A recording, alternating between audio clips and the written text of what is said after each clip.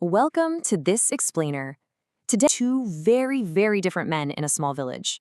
Okay, let's get right into it. Before we even meet our protagonist, a humble farmer named Harya, I really want you to ask yourself, how would you handle sudden, unlimited resources? Seriously, if a magical ring just fell into your lap right now, what is the very first thing you would ask for? Keep your answer in mind as we explore how the characters in our source material tackle that exact same question.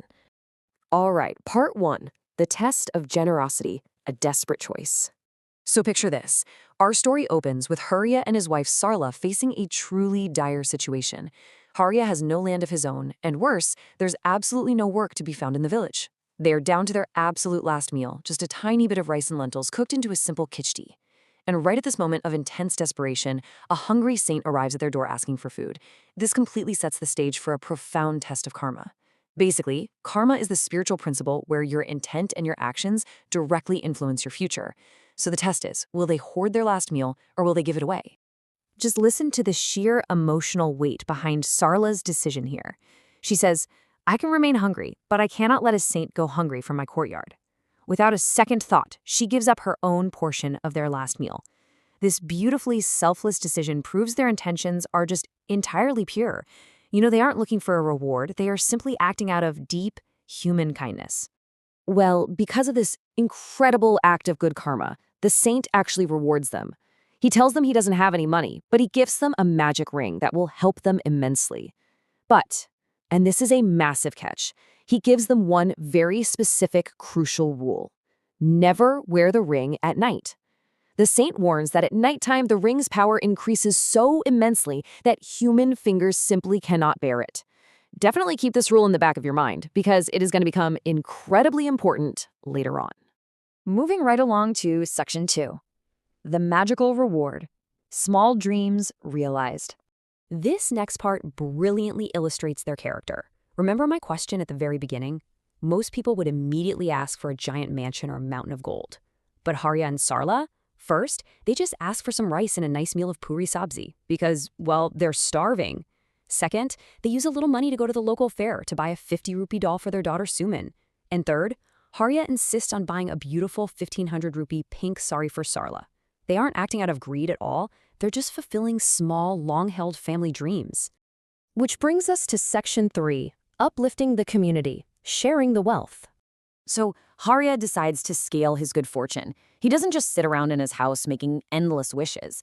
Instead, he uses capital from the ring to open a large, successful clothing shop in the village. And when his friends marvel at his success and express their own desires to start businesses, Harya does something truly extraordinary. He confides the secret of the ring to his trusted friends, and he starts giving out free loans so the other villagers can start their own trades. Instead of hoarding his wealth, he literally acts as an economic catalyst for his entire community. He builds everyone up right alongside him. But of course, every story needs a villain. Section 4, the greedy thief, a dangerous jealousy. Enter our ultimate character foil, Ramchandra. While Harya is out there uplifting the community, Ramchandra, who is actually already the wealthiest merchant in the village, starts plotting. When his servants, Mohan and Pyare, witness the magic ring producing that pink sari we talked about earlier, Ramchandra is just consumed by jealousy. He already has plenty of wealth, but his unchecked greed demands more. Ramchandra's thought process is honestly wild here. He says, now I will take the ring home and become the richest man in the village overnight.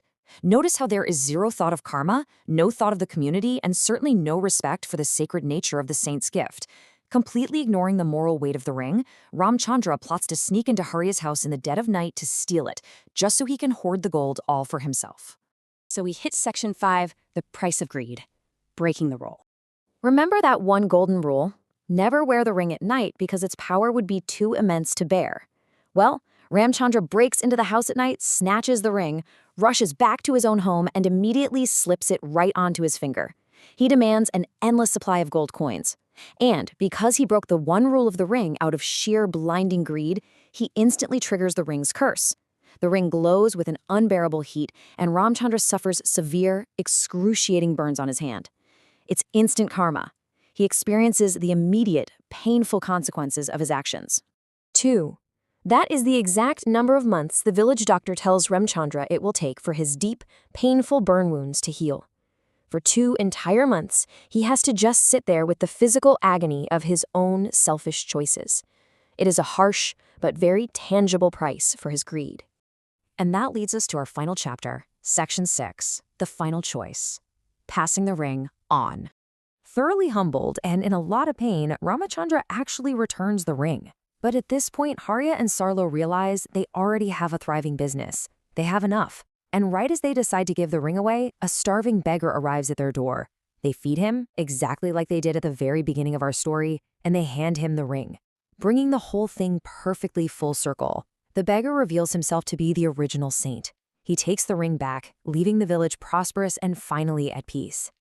It's really just a fascinating fable about resource management, intent, and karma. So I want to leave you with this final thought. If you were handed limitless wealth today, how would your character hold up? Would you be the economic catalyst that builds your community up, like Harya? Or would unchecked greed ultimately burn you down, like Ramchandra? It is definitely something to think about the next time you find yourself wishing for a magic ring. Thanks so much for joining me for this explainer, and I'll catch you next time.